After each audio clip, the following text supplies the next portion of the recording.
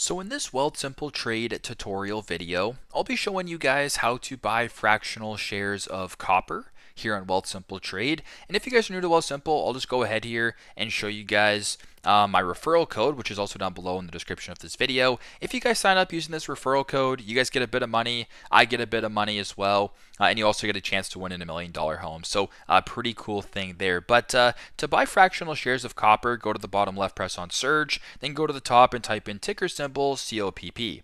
Now make sure you guys are being careful with what exchange you're buying on. So I'll just go ahead here and do the second one. That's straight on the TSX.